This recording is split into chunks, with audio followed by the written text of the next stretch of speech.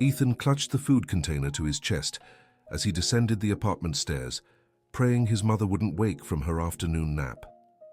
The 9-year-old had waited patiently until he heard her soft snores from the bedroom before grabbing the leftovers he'd hidden at the back of the fridge. His steps were careful as he crossed the building's gate. His heart pounded in his thin chest, not from fear, but from eagerness to find his Uncle Richard, as he called the man who lived on the corner by the bakery, sleeping on cardboard with a tattered blanket for cover. Ethan turned the corner, and his brown eyes lit up when he spotted the hunched figure leaning against the brick wall. The gray-haired man was awake, watching the street with tired but alert eyes. "Uncle Richard," the boy called softly, approaching cautiously. The weathered face brightened at the sight of the child. Richard straightened slightly against the wall. "Hey, kiddo, you shouldn't be here again. Your mom will be mad if she finds out." Ethan crouched beside him, lifting the checkered cloth covering the container. "She's asleep. I brought rice, beans, and a piece of chicken. It's still warm." Richard's trembling hands took the container gently, as if it were a precious treasure. The smell of home-cooked food made his eyes glisten. "You're an angel, boy. An angel God sent to this old man." "You're not old, Uncle Richard, just tired," Ethan said, sitting beside him on the cold sidewalk. As the man ate slowly, savoring each bite, the boy shared updates about school, the upcoming soccer tournament, and the new teacher who was nice but gave too much homework. "Mom worked late again yesterday. She comes home so tired she barely eats dinner, just drinks coffee and goes to bed."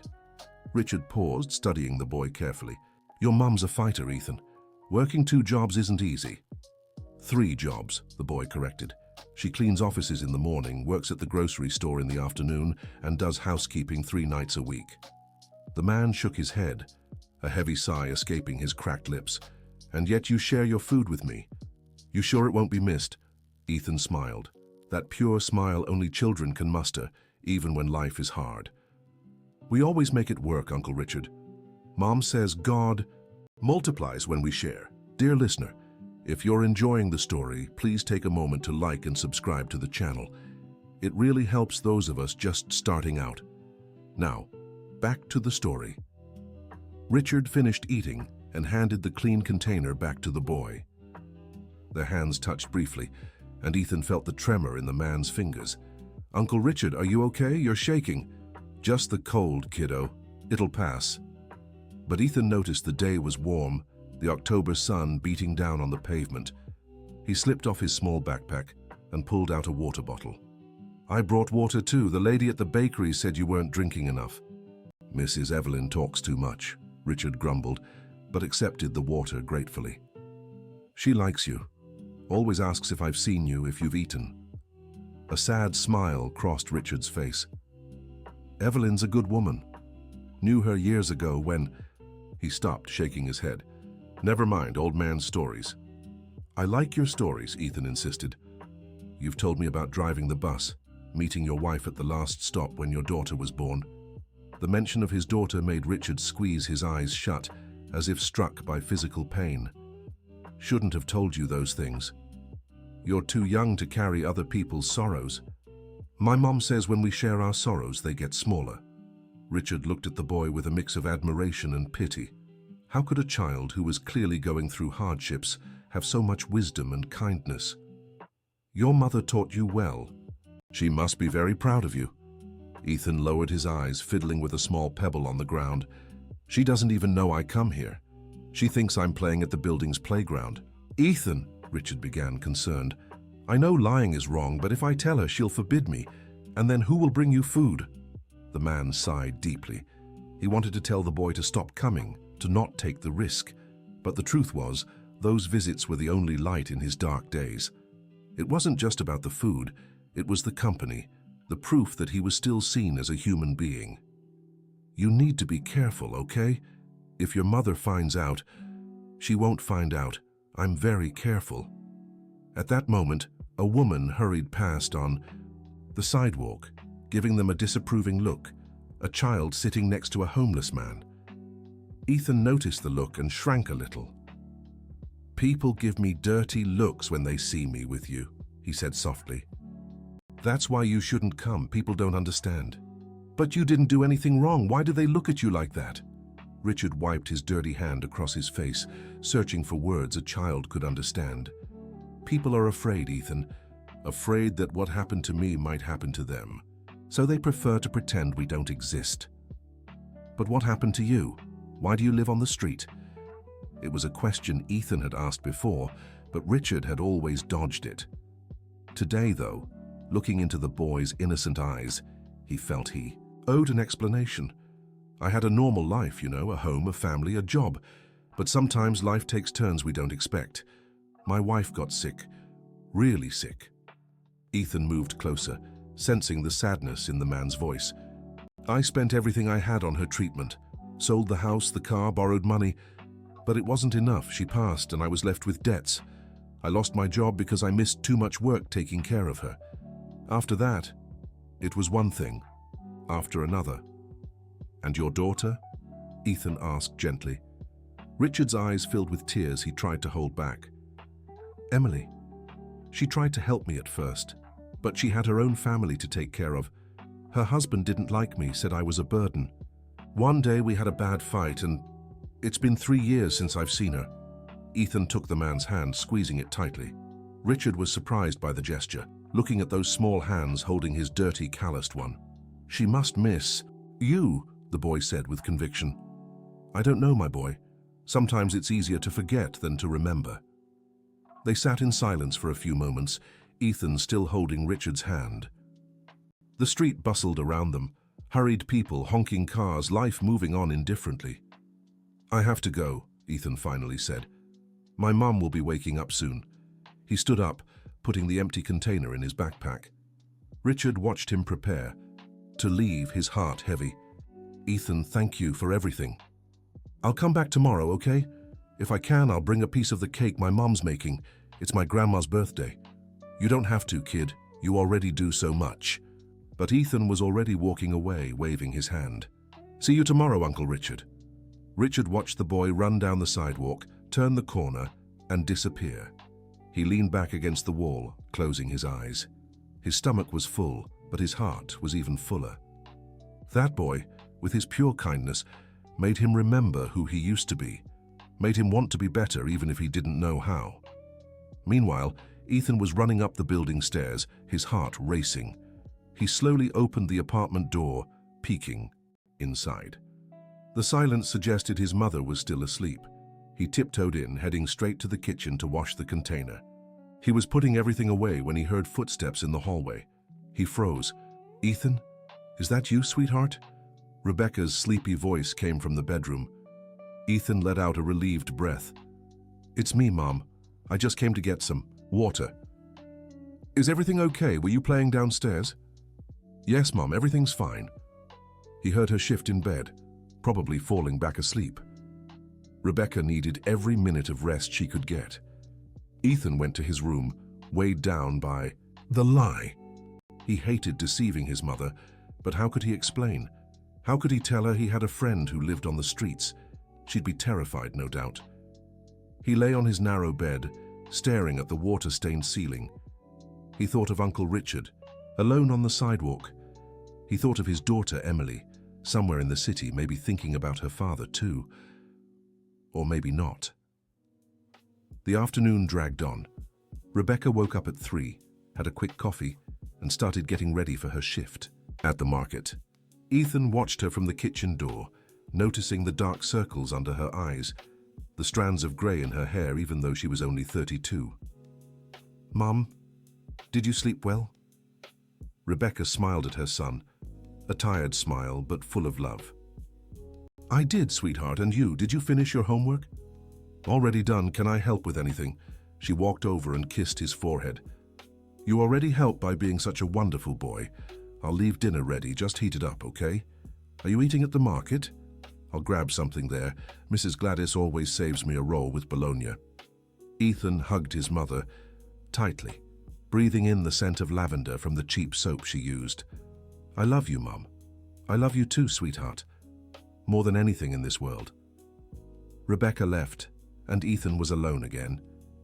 He did his homework, watched a little TV, and heated up dinner, rice, beans, and a fried egg. As he ate, he set aside a portion in a small container. His mother had left enough food for 2 days, as she always did. She wouldn't notice if a little was missing. He hid the container in the fridge, tucked behind the vegetables. Tomorrow morning, he'd take it to Uncle Richard. Maybe he could bring a piece of cake too, if there were leftovers from Grandma's party. Night fell over the city. Ethan took a shower, brushed his teeth, and went to bed. From his bedroom window, he could see the lights of the surrounding buildings.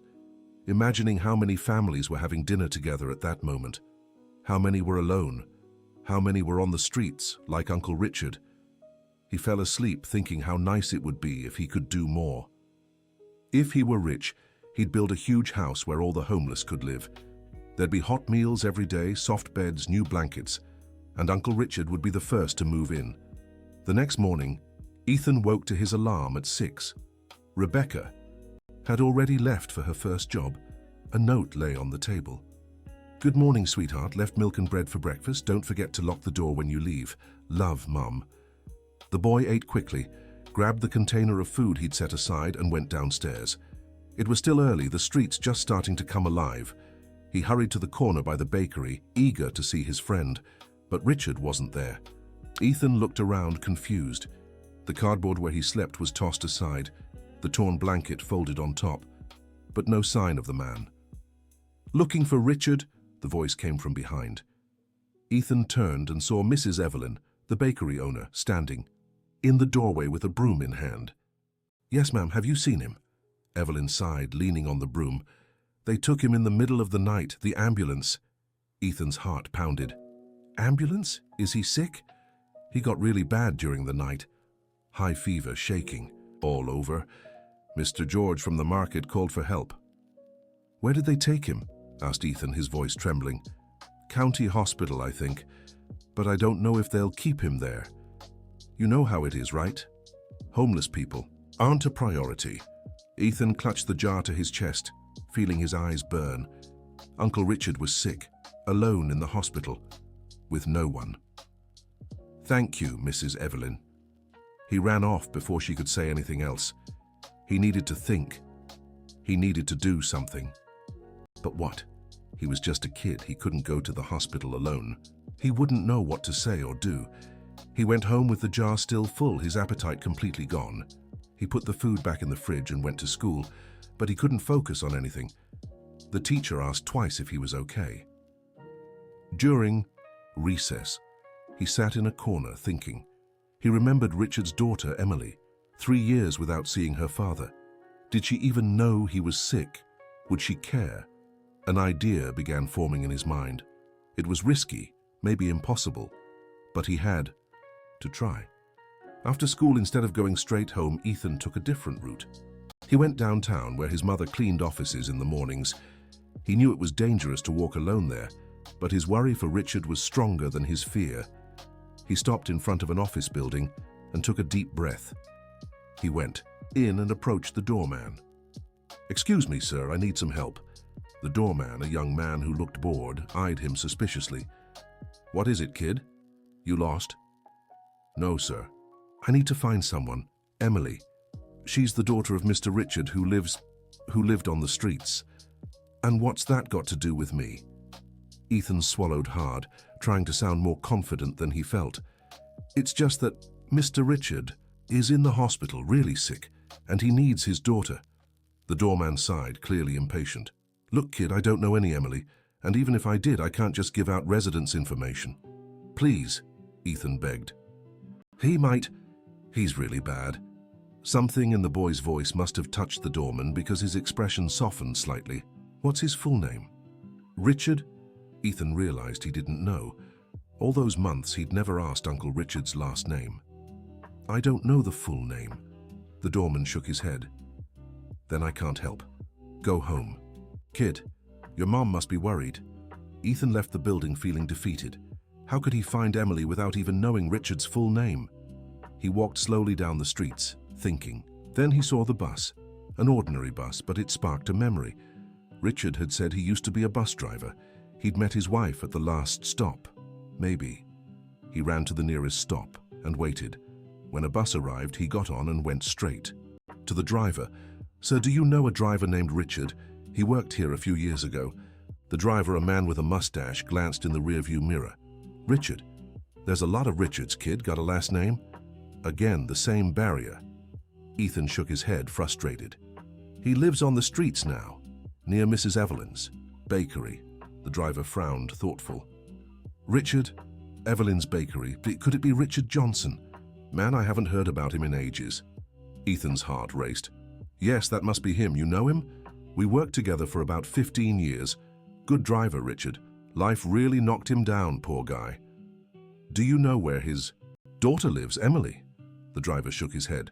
"No idea, kid, but why do you want to know?" "He's in the hospital. Really sick. I need to tell her." The bus was starting to fill up, people grumbling about the delay. The driver sighed. "Look, I don't know where she lives, but I remember she worked at a beauty salon. Rose's Salon, if I'm not mistaken. It's in Hope Gardens."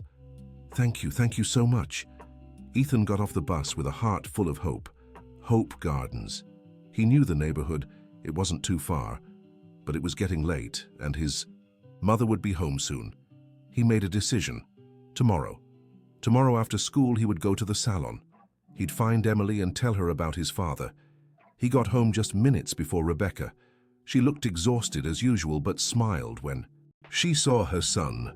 "Hi, sweetheart, how was school?" "It was fine, Mom," Ethan lied, feeling the weight of guilt. During dinner, Rebecca noticed her son was unusually quiet. "Is everything okay, Ethan? You seem off." "I'm fine, Mom. Just tired." Rebecca reached across the table, touching his face. "You know you can tell me anything, right? Anything at all." Ethan nodded, avoiding her gaze. How could he explain everything that was happening? "Mom, if you could help someone but had to do something that might not be exactly right, would you do it?" Rebecca frowned, worried by the question. "It depends, son. What wouldn't be right? Like lying or going somewhere without permission." "Ethan, what's going on? You're scaring me." "Nothing, Mom. It's just something the teacher asked in class. About ethics." Rebecca didn't seem convinced, but let it go. She was too tired to push. "Well, I think every situation is different. Sometimes we do wrong things for the right reasons. But there are always consequences, son. Always." After dinner, Rebecca went to shower, and Ethan washed the dishes. He thought about his mother's words. Consequences. Yes, he knew there would be consequences, but he couldn't leave Uncle Richard alone at the hospital. The next morning, he woke up determined. He followed his usual routine: breakfast, school, lunch. But when he should have gone home, he took the bus to Hope Gardens. The neighborhood was residential, with simple but well-kept houses. He asked a few people about Rose's Salon until an older woman pointed to a pink house at the end of the street. Ethan stopped in front of the salon, taking a deep breath.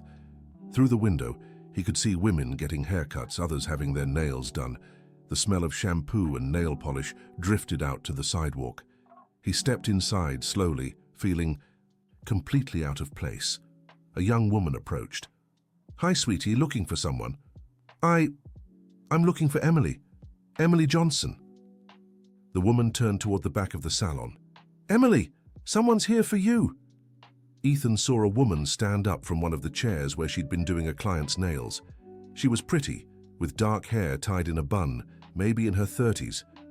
She had the same eyes as Richard. "Can I help you?" she said, approaching with a professional smile that faded when she saw it was just a kid. "Are you Emily, Mr. Richard's daughter?" Her face changed instantly, the smile vanishing. "What do you want? Who are you?" "My name is Ethan. I'm your father's friend." Emily crossed her arms, her expression hardening. "My father doesn't have friends. And what would a kid be doing with him? I bring him food every day. We talk." "Talk?" She laughed, but there was no humor in it. "Did he send you here? You want money, is that it?" "No." Ethan was startled by her hostility. "He doesn't even know I came. He's in the hospital." Emily fell silent for a moment, something flickering in her eyes. "In the hospital?" "Yes, since yesterday. High fever. Mrs. Evelyn said he was really sick." The other women in the salon started paying attention to the conversation. Rose, the owner, stepped closer. "Everything okay, Emily?" Emily didn't answer, still staring at Ethan. "Why did you come tell me this?" "Because he needs you. He's alone there." "He chose to be alone," Emily said, her voice trembling slightly. "He made his choices, all the wrong ones." "He talks about you all the time," Ethan insisted. "Said it wasn't your fault." "I understand why you walked away." Emily brought her hand to her face, clearly fighting back her emotions. "You don't understand. It's more complicated than you think." "I know it's complicated, but he's your father." "He was my father," Emily corrected. "The man out there isn't my father anymore. My father was strong, hard-working, took care of his family. That man, he gave up on everything." Ethan felt anger for the first time. How could she say that? He didn't give up. He lost everything trying to save your mother, sold the house, the car, everything. It's not his fault. "Don't raise your voice at me, boy," Emily snapped, now irritated too. "You don't know anything. You don't know what it was like to watch my father destroy himself, drown in alcohol and debt. You don't know how it felt to try to help and be rejected over and over. You don't know what it's like to have a husband threatening to leave because you keep trying to help someone who doesn't want help." Tears began streaming down her face. Rose placed a hand on her shoulder. "Emily, breathe. Do you want to step outside for a bit?" Emily shook her head, wiping her tears angrily. "No, I'm fine." She looked back at Ethan. "I'm sorry you came all this way, but I can't help. I made my choice 3 years ago. I can't go back now." "But he could." Ethan couldn't finish the sentence. "Die." The word stuck in his throat. "I know," Emily said quietly, "but I can't. You don't understand. I have a daughter now. A 2-year-old girl. What do I tell her? That her grandfather lives on the streets? How do I explain that? How you could explain that sometimes life is hard, but family is family," Ethan said, his own voice cracking now. Emily studied him for a long moment, something breaking in her eyes. "How old are you?" 9. 9 years old and already carrying the weight of the world. "Where's your mother?" "At work. She doesn't know I'm here." "Of course she doesn't," Emily sighed. "Go home, Ethan. I appreciate you coming, but just go home." Ethan realized there was nothing left to say. He turned and walked out of the salon, his heart heavy. He had failed. Uncle Richard would still be alone at the hospital. He walked slowly to the bus stop, tears finally spilling over. An older man waiting there asked if he was okay, but Ethan just nodded, unable to speak. On the ride back, he thought about everything Emily had said. Was it true? Had Uncle Richard drowned himself in alcohol, rejected help?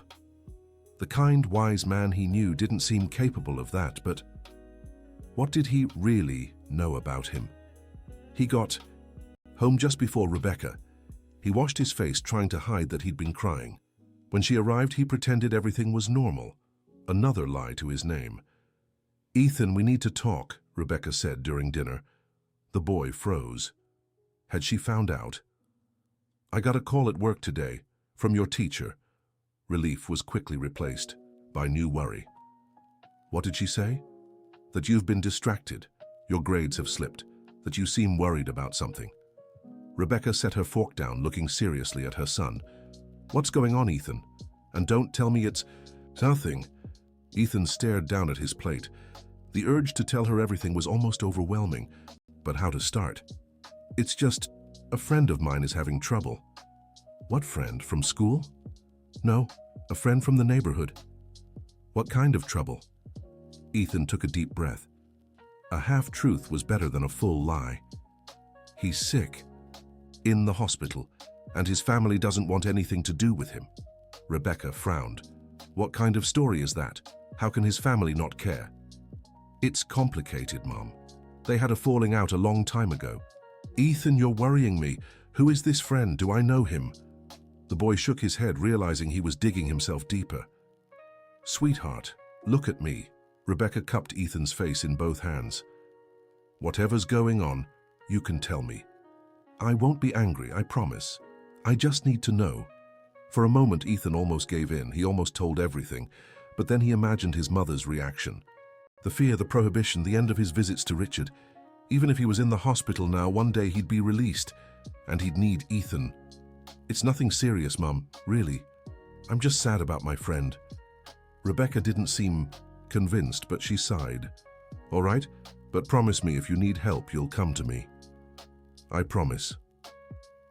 After dinner, Ethan went to his room. He stayed awake for hours, thinking. Tomorrow he'd go to the hospital, even if he had to skip school. He needed to see Uncle Richard to know how he was doing. Dear listener, if you're enjoying the story, don't forget to like and especially subscribe to the channel. It really helps us who are just starting out. Now continuing.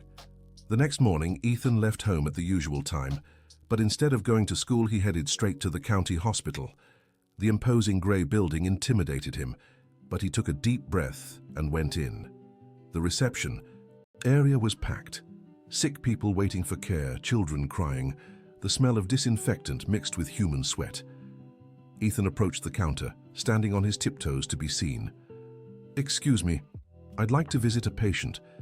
The receptionist, a tired-looking woman with glasses, barely glanced up from her computer. Patient's name? Richard Johnson. She typed something, frowned, typed some more. We don't have a Richard Johnson admitted here. But he arrived the day before yesterday by ambulance. He lives on the streets. The woman finally looked at him, noticing he was just a kid. Where are your parents? My mum's at work. Please, I need to see him. Children can't wander around the hospital alone. Next. But Mom, next. Ethan stepped back, frustrated. He looked around, searching for another entrance, another way in. He spotted a side door where doctors and nurses were coming and going. He waited for the right moment and slipped inside. The hospital hallway was a maze. Ethan walked, trying to look like he knew where he was going, but he was completely lost. He passed rooms full of patients, but no sign of Richard. Hey, kid, what are you doing here? A security guard had spotted him. Ethan panicked and ran. The guard shouted after him, but Ethan was fast and small, ducking into narrow hallways. He ended up hiding in a bathroom, his heart pounding. He waited a few minutes until he was sure the guard had given up. When he came out, he bumped into a young nurse. Oh my, you scared me. What are you doing here alone? Ethan decided to try honesty. Please, miss, I'm looking for my friend. Richard Johnson. He came in by ambulance the day before yesterday. He lives on the streets. The nurse frowned, thoughtful. Richard? Oh, I think I know who you mean. The man with severe pneumonia. Yes, that's him. Where is he? She bit her lip, seeming to debate whether to help or not. Look, I shouldn't tell you this, but he was in the emergency wing, but what? He was discharged yesterday afternoon. There weren't enough beds, and he was a little better. Ethan felt the floor drop beneath him. Discharged? But he lives on the streets. How can they discharge someone with nowhere to recover? The nurse sighed, looking as frustrated as he was. I know. It's awful, but that's how it works. He stabilized, so he had to go. We need the beds for more critical cases. Where did he go? I don't know, sweetheart, I'm sorry. Usually they go back to where they were before. Ethan thanked her and left the hospital, his mind spinning. Richard had been discharged, sick, weak, but back on the streets. He ran to the bakery, hopeful. But there was only the cardboard and blanket, just like before. Mrs. Evelyn, sweeping the sidewalk, confirmed she hadn't seen him. I looked for him yesterday too after you came by. Nothing. I hope he's okay. Ethan spent the rest of the day searching. He went to every place he knew where homeless people gathered. He asked other men and women living on the streets. Some recognized Richard by sight, but no one had seen him. When the sun began to set, Ethan realized he was in trouble. He had skipped school, spent the whole day out. His mother surely knew by now. He walked home with heavy feet, bracing for the storm. Rebecca was sitting in the living room, her face a mask of worry and anger. When Ethan walked in, she jumped to her feet. Where were you? Where were you? Ethan had never seen his mother so furious. Worse, he could see the fear behind the anger. Mom, I can explain. The school called. They said you never showed up. I left work, lost a whole day. I looked everywhere. I thought... She began to cry. and Ethan felt the weight of guilt like never before. He rushed to hug her. "I'm sorry, Mom. I'm really sorry. I was looking for my friend." Rebecca pushed him away, gripping his shoulders. "What friend? What is this about? I want the truth right now, Ethan." And then, between tears and sobs, Ethan told her everything. About Richard, the daily visits, the food he'd been sneaking out, the trip to the hospital, the search for Emily, everything. Rebecca listened in silence, her face shifting through emotions. Shock, fear, sadness, then anger again. "You've been taking our food to a homeless man? Lying to me for months? He's my friend, Mom. He's good, he's kind. He just had bad luck in life. Ethan, you can't just go around making friends with strangers. It's dangerous. What if he had hurt you?" "He would never." "You don't know him." "Exactly, I don't, you don't. You only know what he told you. It could all be lies." "It's not lies," Ethan shouted. "Why don't you understand? Not everyone on the streets is bad. I never said they're bad." "But you're a child. My job is to protect you." "And what about him? Who protects him?" Rebecca stopped, caught off guard by her son's question. She sat back down, running her hands over her face. "Ethan, sweetheart, I understand you want to help. That's beautiful. It shows I've raised a kind-hearted boy, but not like this. Sneaking around, lying, putting yourself at risk." "Then how?" Ethan asked, sitting beside her. Rebecca took a deep breath.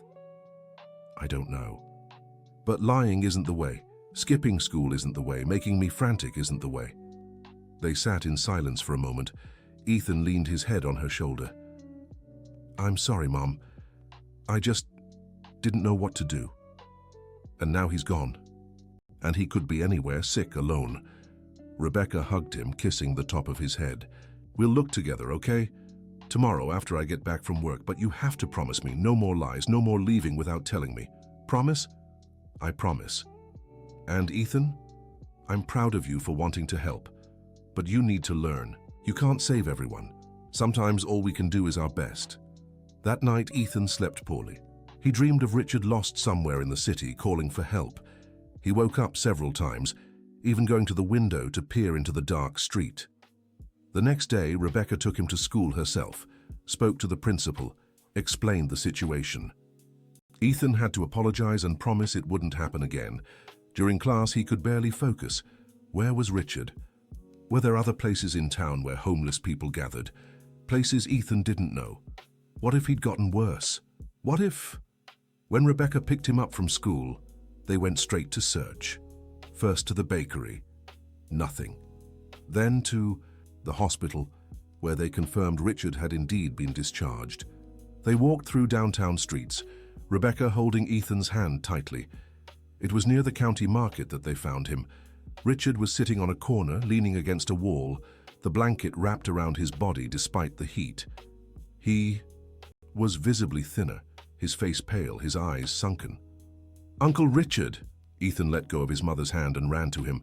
Richard slowly opened his eyes, struggling to focus. "Ethan, is that really you, boy?" "It's me. I looked everywhere for you. This is my mom." Rebecca approached cautiously, observing the man. Richard tried to stand but was too weak. "Nice to meet you, Ma'am. Your son is an angel." "Nice to meet you," said Rebecca, still assessing the situation. "Ethan told me about you. Forgive me if I caused any trouble. I told him not to come, but the boy is stubborn." Rebecca crouched down, meeting his eye level. "You're sick. You need medical care."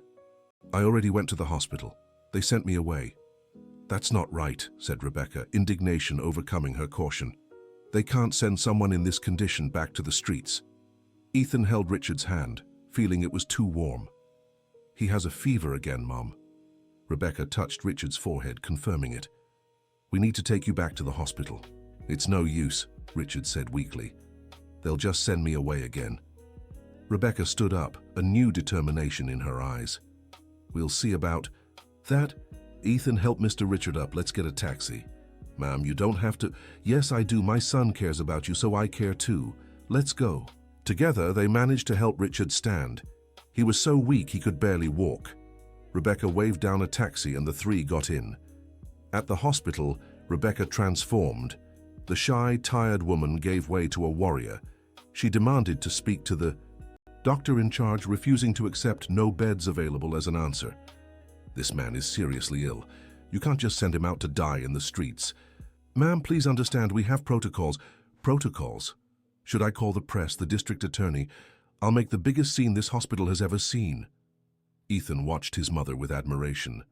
He'd never seen her like this, fighting for something so fiercely. After much arguing, they managed to get Richard readmitted. Severe pneumonia, dehydration, early signs of kidney failure. The doctor was clear. If they'd waited another day or two, Richard was taken to a room with other patients. Before being treated, he grasped Rebecca's hand. "Thank you. You saved my life." "Thank Ethan. If it weren't for his stubbornness, he's special, your boy. You must be very proud." "I am," said Rebecca, looking at her son. "Very proud." In the following days, they established a routine. Rebecca rearranged her schedule to visit Richard at the hospital, always bringing Ethan along. They learned more about his story, the wife who died of cancer, the debts that piled up, the depression that cost him everything. "I tried to fight at first," Richard shared one afternoon, now stronger. "But every day was harder than the last. When I first ended up on the streets, I thought it was temporary, just until I got back on my feet.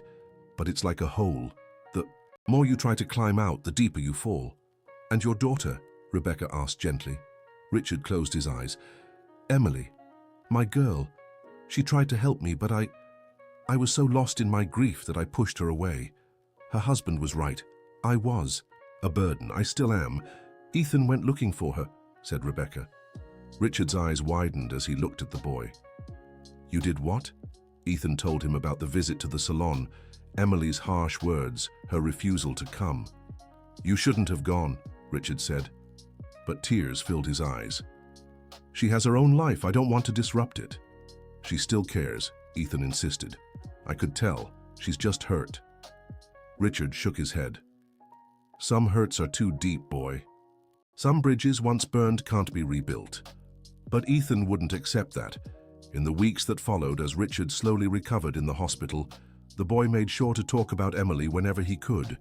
He told made-up stories about granddaughters forgiving their grandfathers, about families reuniting after years apart. Rebecca realized what her son was doing and subtly supported him. She, too, had grown fond of Richard. Behind the worn appearance and troubled past was a good, intelligent man who had simply been beaten down by life. One afternoon, Rebecca arrived at the hospital with a different expression. Ethan noticed immediately. "What's wrong, Mum?" "Richard, I need to talk to you about something." "Ethan, why don't you go buy some juice at the cafeteria?" "But, Mom, go son, I need to speak with Richard alone."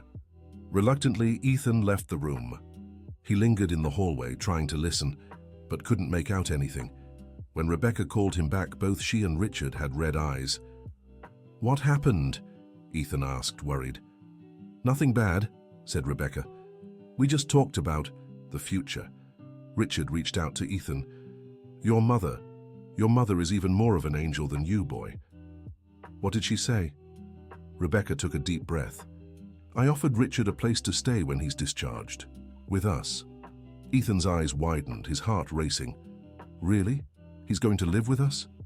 "Temporarily," Rebecca clarified, "until he fully recovers and gets back on his feet." "Till he accepts, of course." Richard was too emotional to speak.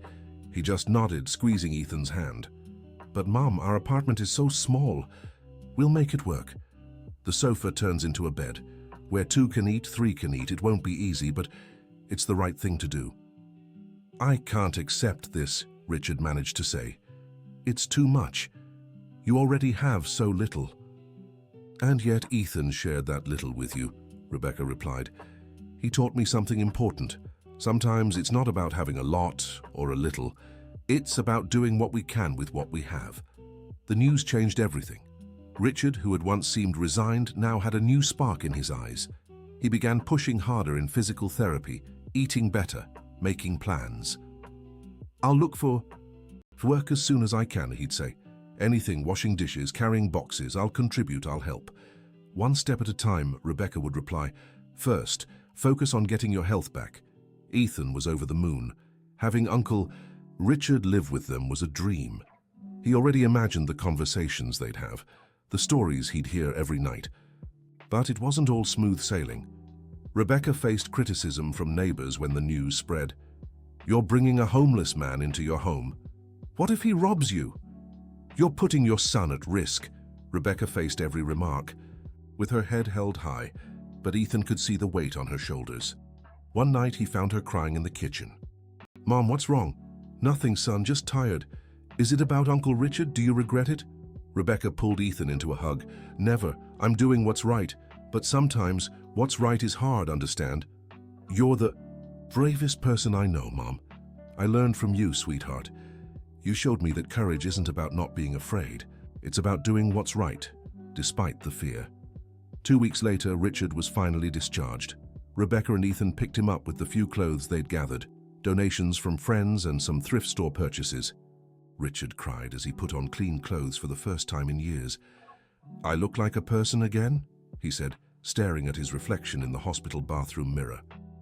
"You've always been a person, Uncle Richard," Ethan said.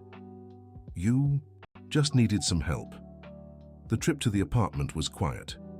Richard gazed out the bus window as if seeing the city for the first time.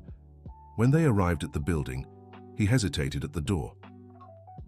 "Are you sure about this, Rebecca? There's still time to change your mind."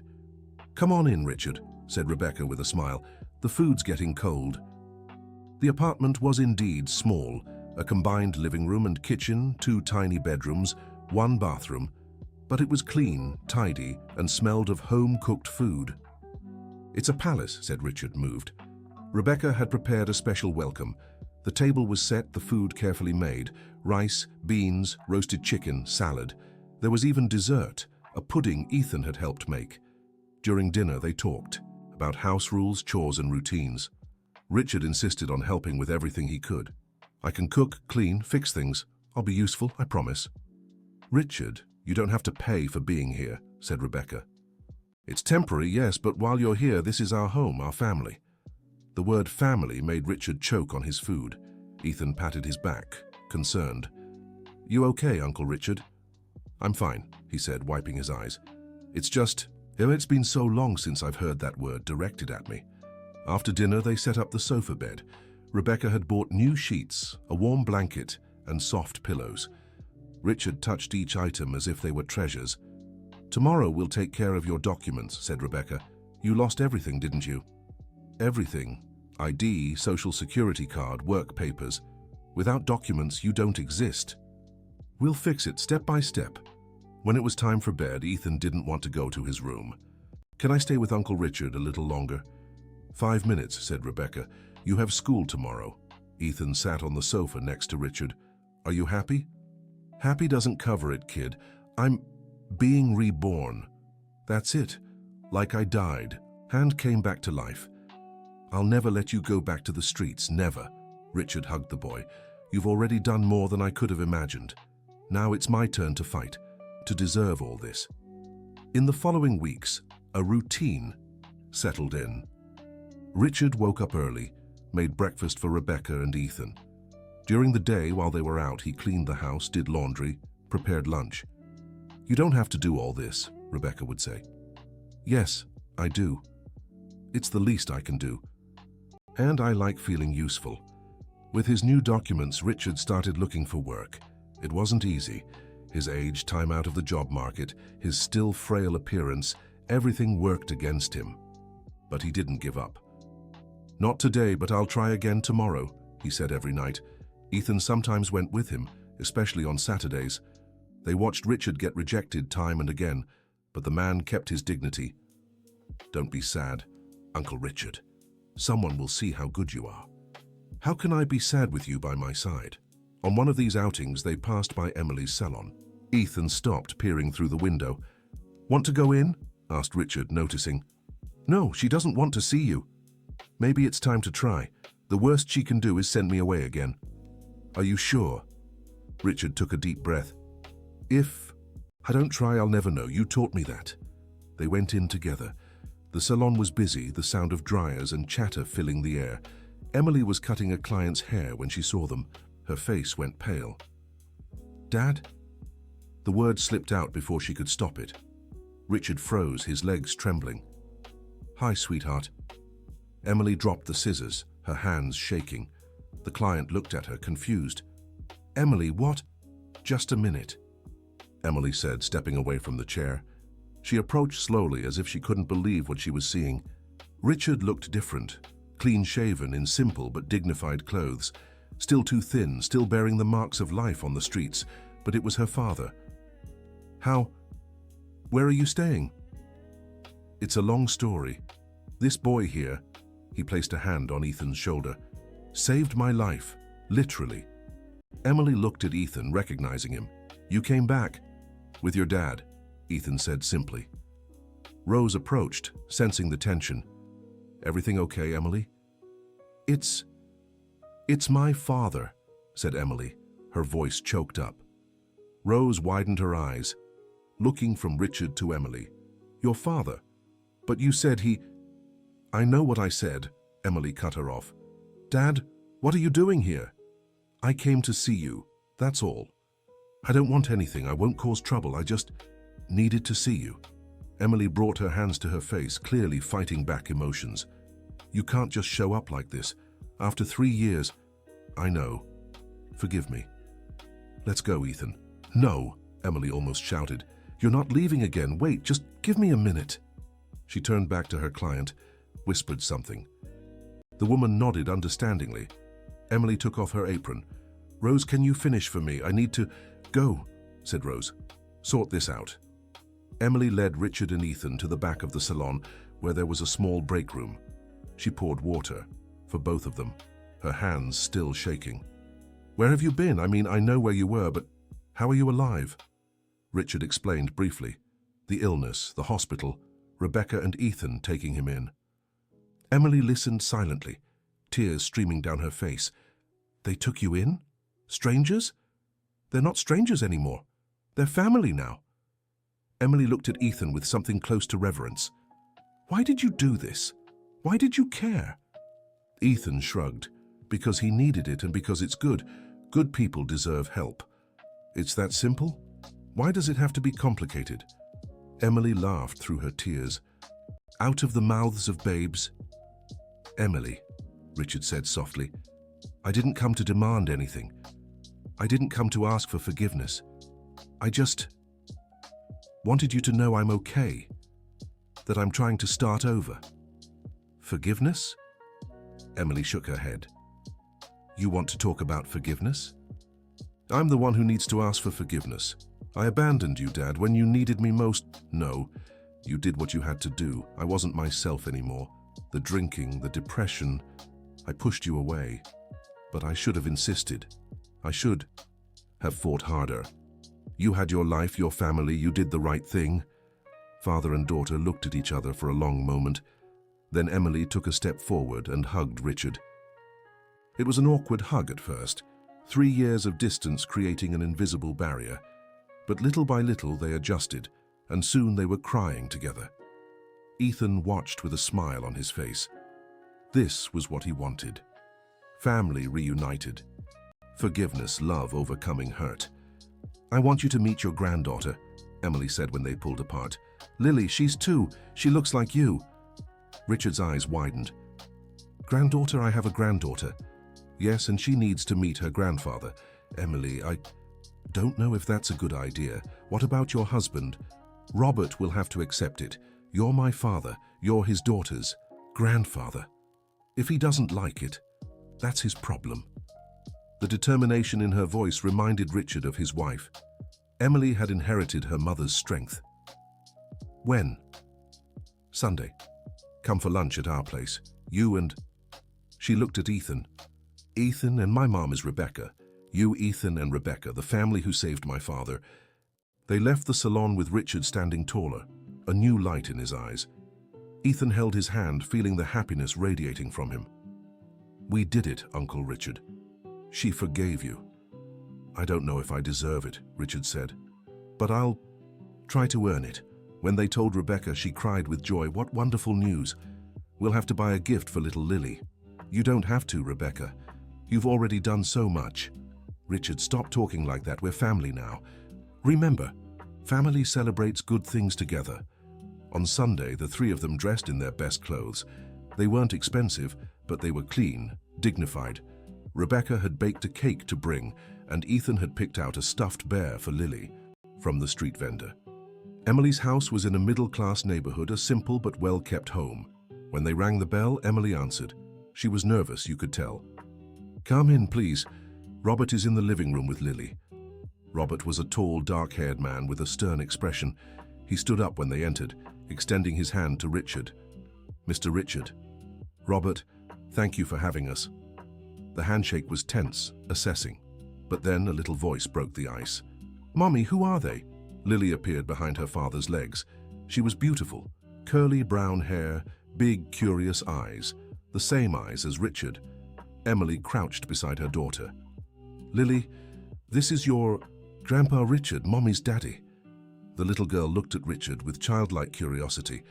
Why was he gone? He was traveling, but he's back now. Lily stepped closer to Richard, who had crouched to her level. "Hi, Grandpa." "Hi, Princess." Richard's voice was choked up. "Why are you crying?" "They're happy tears. From meeting you." Lily stretched out her little arms, and Richard glanced at Emily, asking for permission.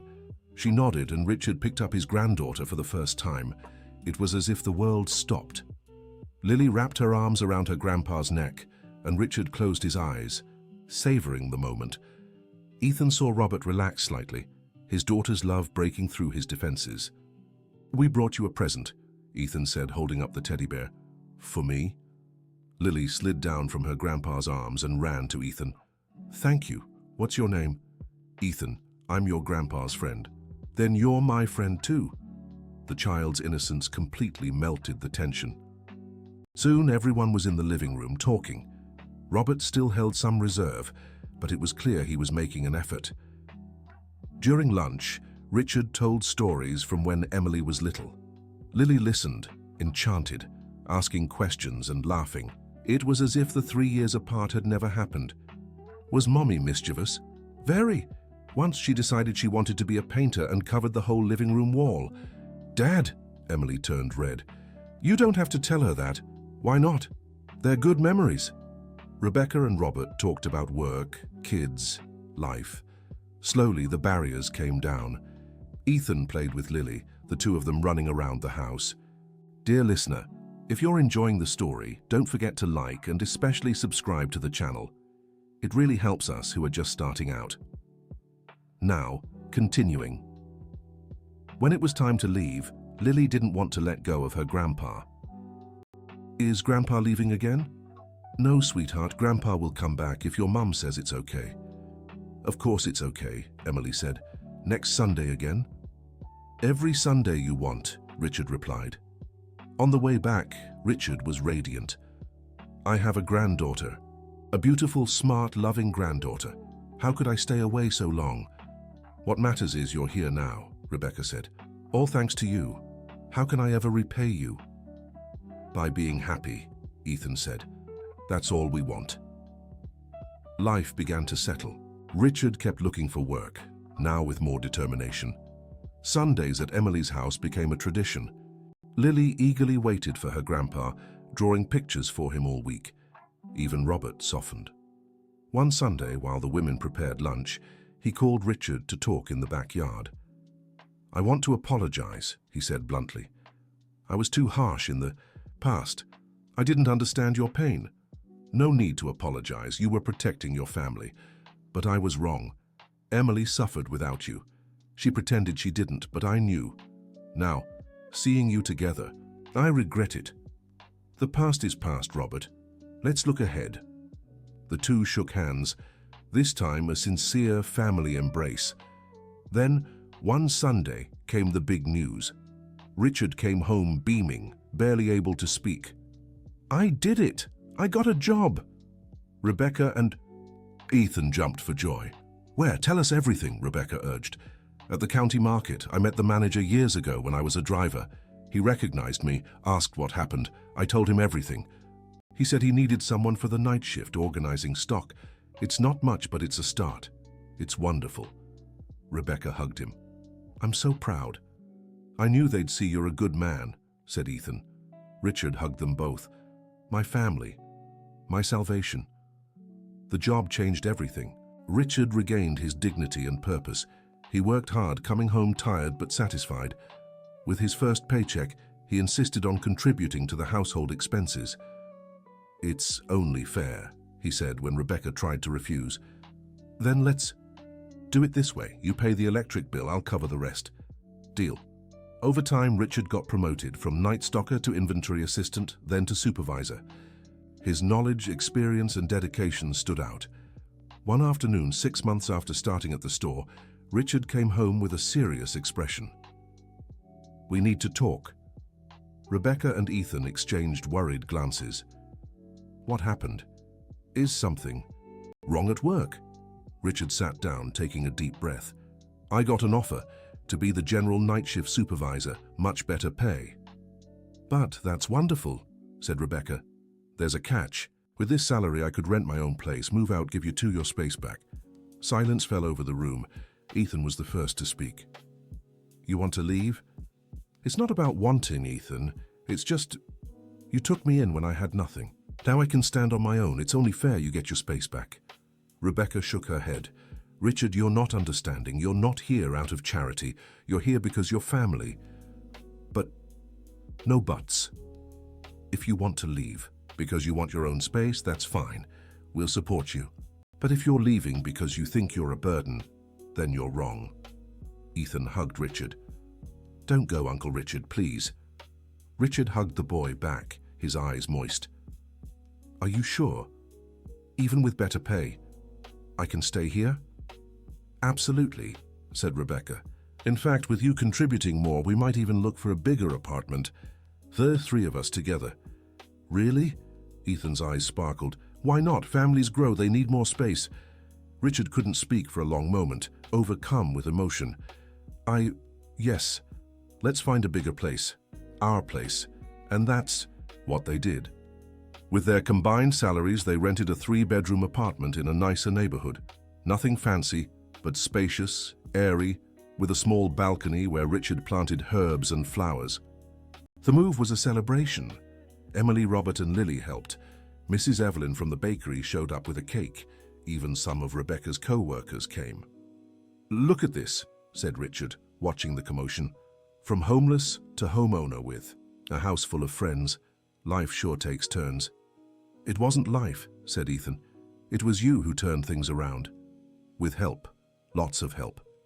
That night in their new apartment, the 3 of them dined on the balcony, watching the city lights. "You know what's funny?"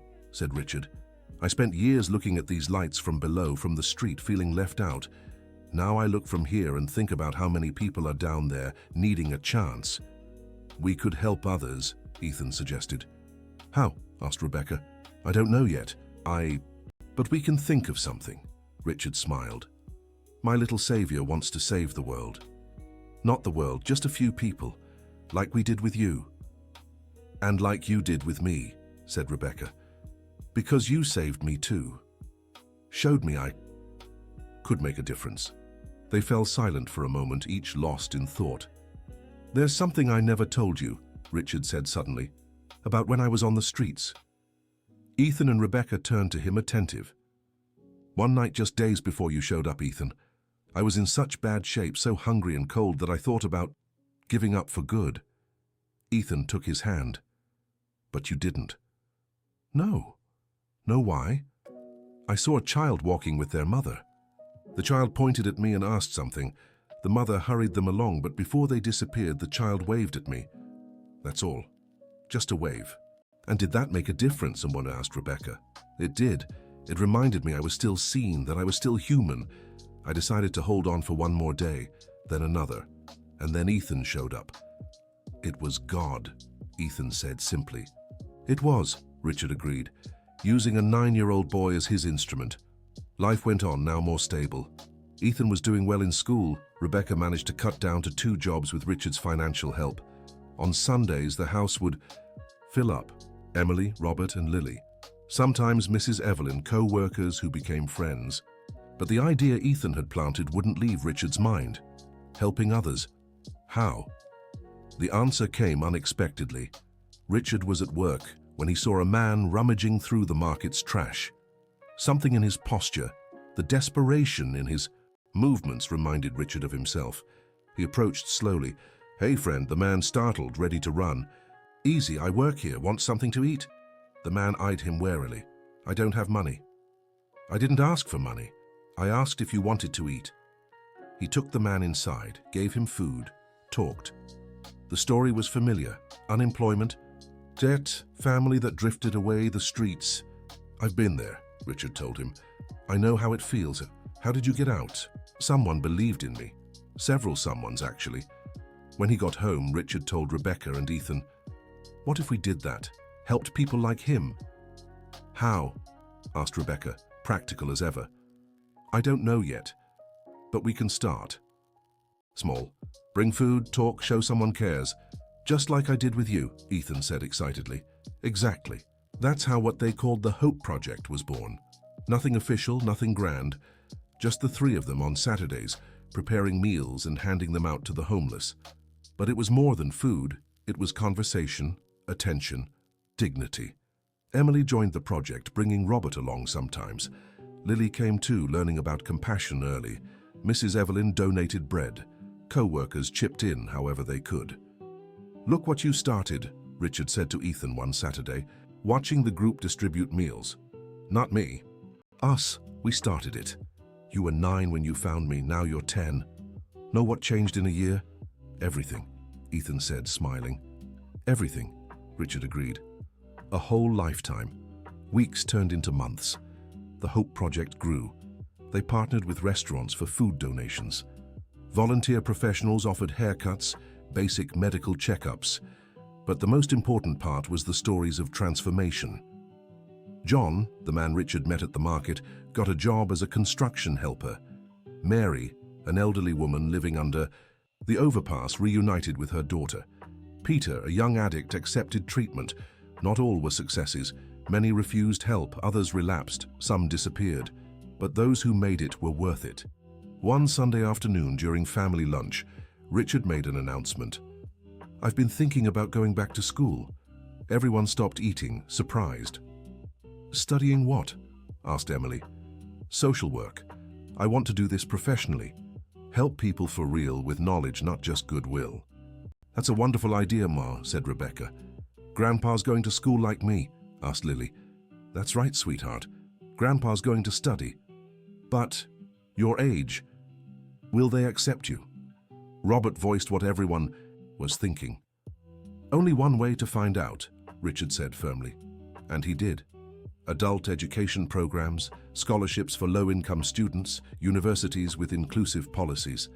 It wasn't easy, studying after decades, juggling work and school, dealing with new technology. But Richard had something he didn't before: support. Rebecca helped with assignments. Ethan taught him to use the computer. Emily and Robert covered the tuition the scholarship didn't. "It's an investment," Emily would say. In my father's future. 3 years had passed. Ethan was now 13, a lanky teenager but with the same generous heart. Rebecca had been promoted at the supermarket where she worked, finally able to quit her second job. Richard graduated with a degree in social work. The graduation was an event. The university auditorium was packed, but Richard only had eyes for his family in the audience. Rebecca, Ethan, Emily, Robert and Lily, now 5 years old, holding a banner that read, "Congratulations, Grandpa." When they called his name, Richard Johnson, 57 years old, stepped onto the stage with tears in his eyes. As he received his diploma, he looked at Ethan and made a gesture the boy understood. It was for him to come up. "This diploma belongs to this young man here," Richard said into the microphone, hugging Ethan, "who at 9 years old taught me that every life has value, who saved me when I had already given up. Ethan, my angel, my son in my heart." That auditorium erupted in applause.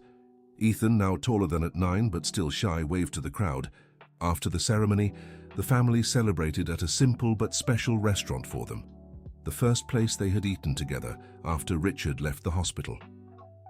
A toast Rebecca proposed. To Richard, who proved it's never too late to start over. And to you, Richard said, who gave me the chance to begin again. And to Ethan, Emily added, who had the courage to do what the adults didn't. And to all of us, Robert finished, surprising everyone, for being family. They clinked glasses with soda and juice, Lily banging her cup too hard and spilling a little. They laughed, remembering how the best things in life are the simplest. Richard's diploma opened new doors. He was hired by the Social Services Center, working directly with the homeless. His personal experience made all the difference.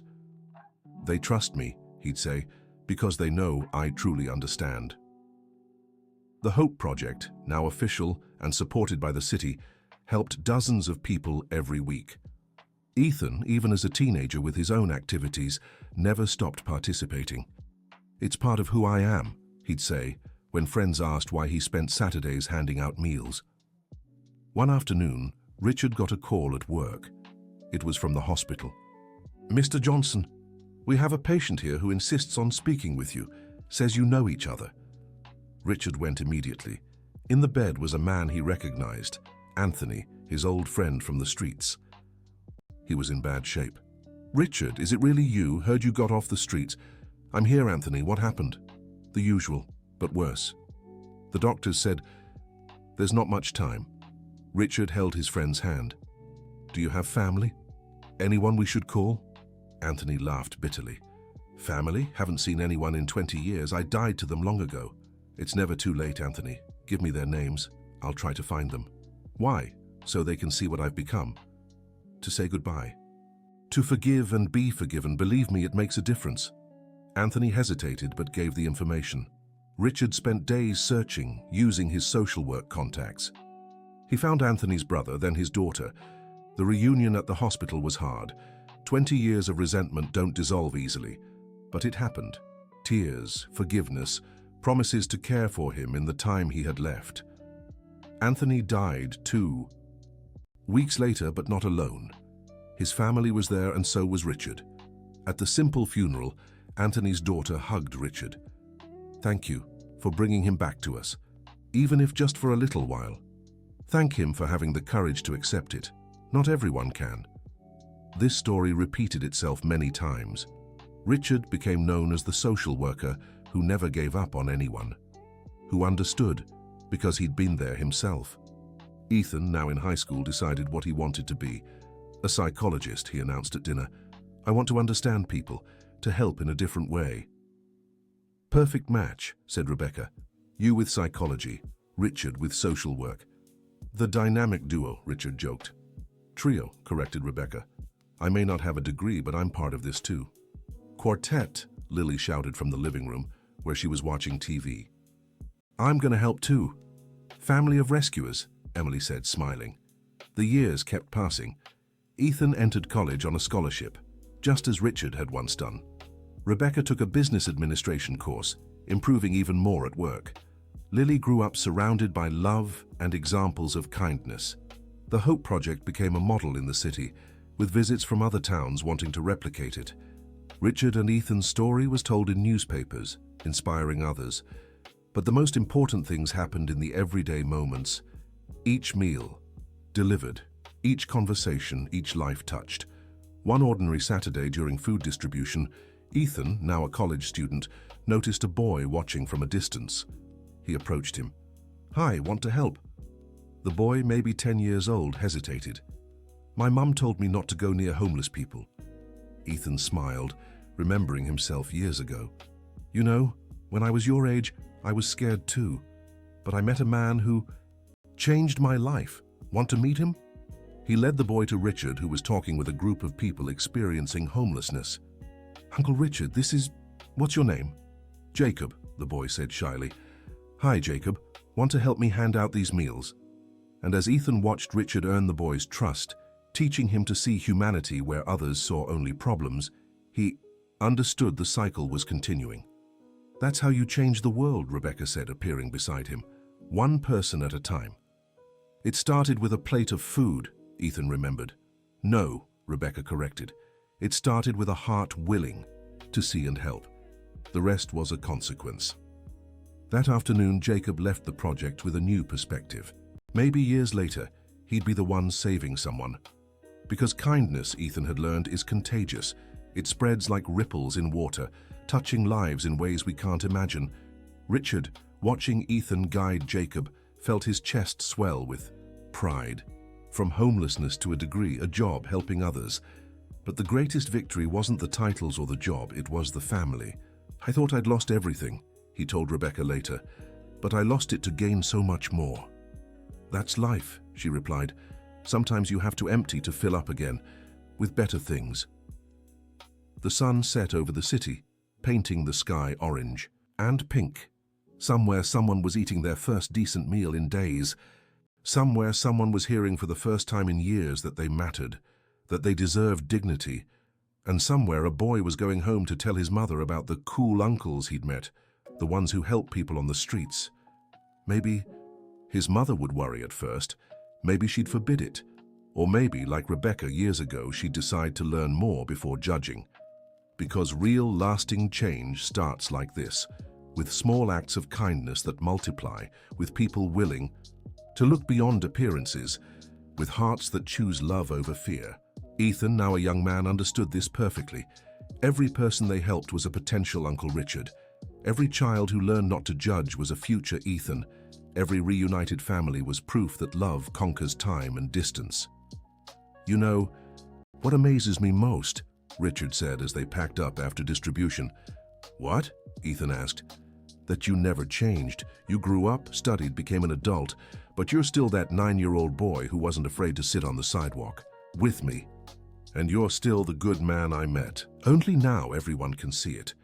They hugged right there in the middle of the square, two men fate had improbably brought together. Around them, the life of the city continued. Hurried people, honking cars, the eternal urban movement. But for them, time stood still in those moments. In the hugs, the smiles, the tears of gratitude. In the lives saved, the families reunited, the renewed hope. Because in the end, that's what it was all about. Not grand heroic gestures or monumental changes, but choosing, day after day, to reach out. Choosing to see the human behind the fey appearance. Choosing love over fear. And as long as there were people willing to make that choice, there would be hope. For the Richards of the world, lost and alone. For the Ethans, with hearts too big for their small bodies. For all who needed just a chance, an act of kindness, proof that they weren't invisible. The project would continue, lives would keep being transformed. And somewhere in the city that night, someone would sleep with a full belly and a warmed heart, knowing that tomorrow someone would be waiting, ready to help. Because the chain of kindness, once started, cannot be stopped. It only grows, spreads, changing the world one person at a time. The end of the story. Dear listener, we've reached the end of this touching journey. We hope the story of Ethan and Richard has moved your heart as it did ours. Tell us what you thought and share where you're listening from. Do you think Ethan was right to help in secret? What would you have done in Rebecca's place? We'd love to hear your thoughts in the comments. Thank you so much for being with us until the end. If this story touched you, leave a like and subscribe so you don't miss other transformative tales we've prepared with so much care.